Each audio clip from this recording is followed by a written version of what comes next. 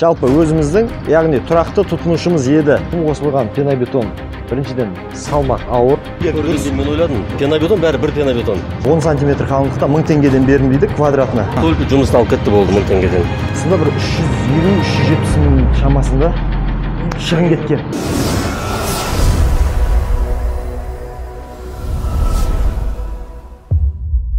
Ассалаумағалейкум достар, сіздермен бірге Теплострой компаниясы, мен есім Ермек. Бүгінгі кезекті пайдалы кеңес айдарында қысқаша видео сюжет. Жалпы бүгінгі тақырыпта пенобетон, яғни шатырға жылу оқшаулағыш тақырыбы болмақ. Онда бізде бүгінгі айта кететін жайт, міне көріп тұрғандарыңыздай, 2 қабатты үй Тараз Мөлтек ауданында. Осы үйдің иесі жалпы өзіміздің, яғни тұрақты тұтынушымыз еді. Өткен жылы, арғы жылы осы кісінің таныстарының, өзінің інісінің үйлеріне құйып жүргенбіз пенобетон. Яғни бұл жердегі тақырып мәселесі сапалы және сапасыз пенобетон болмақ. Үстіне шығып, үй иесімен жолғайық, ендеше кеттік. Олағат жаңағы айта кететін жайт, мысалда кеше сапасыз бағана Түркістанның ба білмеймін, қай еліненкі өңірдің жігіттері, бірақ қазақ бауырларымыз пенобетон құйып кеткен ғой. Соны бұл кісі айтады, үй иесі 1000 теңгеден ақысына 10 сантиметр қалыңдықта 1000 теңгеден берілмейді квадратына. Және цементі өзімізден деді. Цемент алып берген хозяин. Получается, қалған квадратына 1000 теңгеден берген, 240 квадрат шыққан объекті. Сонда 240 квадрат есептегенім бойынша 240 мың теңге квадратына берсе, және цементін алған 130 мың теңгеге 90 қаптай ма?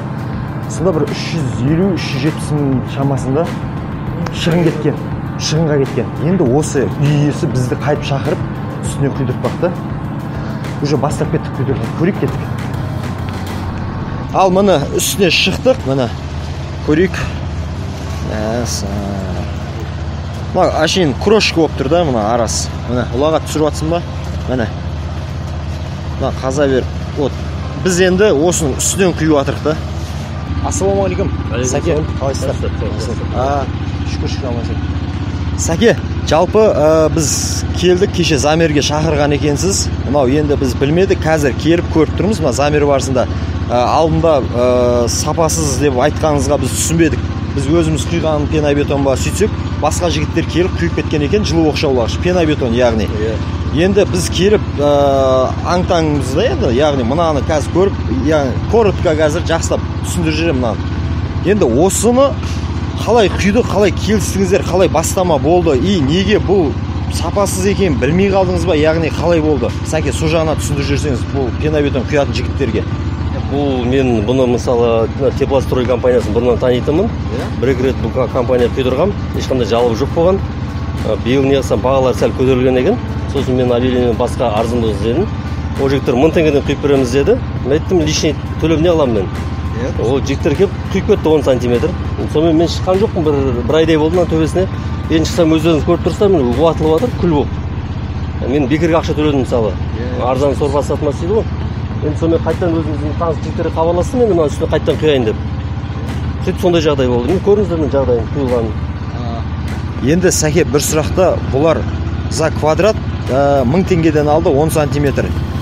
Болды, бәрі материал өздерінен ба, или сізден бірдеңе шығын шықты ма 1000 теңге беріп? Жоқ, астындағы несін пароизоляцион пленканы өзім алып бердім мен, цемент өзім алып бердім. Бірақ только жұмысын алып кетті болды 1000 теңгеден. Яғни құм қосылмады бірақ? Жоқ, құм қосылмады бірақ.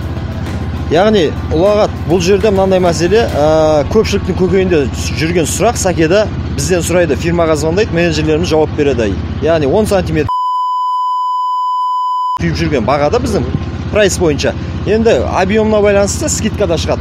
Оның ішінде пароизоляция мембрана өзімізден бағанағы астына төсейтін постилкасы, пена, органический пена, цемент притом Heidelberg 450 маркалы, высший качество. Барлығы өзімізден, үй иесінен только су ғана өзінен шығатын. Ал енді бұл жерде 1000 теңгеден за квадрат алғанда ол жігіттер цементті үй иесі алып берген.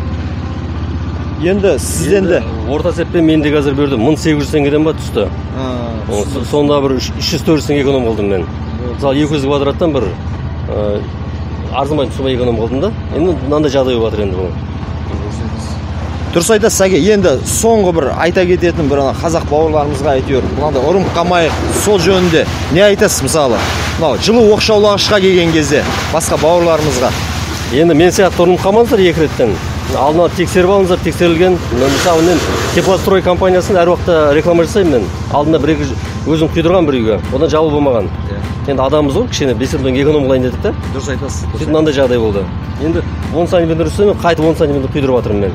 Жалпы 20 сантиметр. Дұрыс айтасыз Сәке. Міне бағанада айта кеткендей, мысалы 10 сантиметр құйдыртты. Енді шығындалып келіп, тағы да біз үстінен 10 сантиметр қалыңдықта құйып жатыр. Яғни ол дегеніміз не? Басында айта кеткендей, Сәкең бірінші жыл емес, бізбен тұтынушымыз постоянно өзіміздің. Алдыңғы жылы құйған енді ағайын бауыр, қарындастардың үйлерін құйып бергенбіз есімізде. Мысалы, сол секілді постоянно бізге хабарласып жүрген, енді бұл кісіде қина жоқ мысалы. Әркім өз қалтасына байланысты, оны да көрейін, мынаны көрейін, 1000 теңге көргенде мен ойладым, пенобетон бәрі бір пенобетон. Вот, міне, мәселе қайда жатыр да, мәселе. Бәрі ойлайды осы, пенобетон жалпы бәрі бір дейді да, бірақ репутацияны бұзып жүреді да Сәке. Мысалы, сапалы пенобетонның, сапасыз пенобетон репутациямызды бұзады. Көбісі ойлайды, мынаны көреді да, мысалы, үй иелері, мына пенобетон езіліп кеткен деп, ешкімге мынаны предлагать етпейді бауырларына мысалы, біріншісін. Ал енді көріп тұрғандарыңыздай мынаны құйып жатырық қазір. Осыны бір 2 аптадан кейін келеміз Сәке, рұқсат болса. Үстінен көріп, жүріп, бағанағы результатын бір тұтынушыларымызға көрсетейік. Болды, рахмет Сәке сізге. A few moments later. Біз алдыңғы сюжетіміздің жалғасы алдындағы құйылған объектінің үстінен бірнеше апта өткен соң, яғни сапасын бақылауға келіп отырмыз. Бірнеше аптадан соң шатырдың үстіне пенобетон құйылған, сапасыз пенобетон. Соның үстіне біз сапалы өзіміздің D200 маркадағы пенобетонымызды құйған болатынбыз. Сапасын бақылап көруге келдік. Яғни көрейік сапасын. Міне ұлағат алдында көргендей, жүріп, неғылдық, көрдік. Мысалы, бітіп, қолмен да бұлай неғаған кезде ашылып атқан еді, мысалы. Міне, мысалы да. Міне, көріп тұрғандарыңыздай, адам емін еркін үстінде жүр алады. Яғни жүргенде мынау кішігірім бетінде крошкасы ол із, ол яғни басылып атқан жоқ, міне, ешқандай. Тұтынушылар жалпы айта кететін жайт, пенобетонды көпшілігі как стяжка ретінде мен үстінен жүрем, секірем деп, мысалы, ол как стяжка емес, бұл шатастырып алмаңыздар, достар. Бұл пенобетон, жалпы пенобетон деген төбеге шатырға арналған жылу оқшаулағыш пенобетон. Бұл стяжкамен мүлдем салыстыруға келмейді. Неге десеңіздер, D200 маркада кубына алдында айта кеткенде 180-200 килограмм. Айта кететін сол ғана шатастырмаңыздар, бұл сіздерге стяжка емес, бұл утеплитель, жылу оқшаулағыш түрі пенобетон. Жалпы сол айта кететін. Міне емін еркін жүріп жатырық бағанағыдай. А бұл жерде бетіндегі крошкасы ғана, міне көріп тұрғандарыңыздай. Сол, яғни достар, міне жалпы айта кететін сапалы үй, сапалы материалдан басталады. Ассаламағалейкум, сау болыңыздар.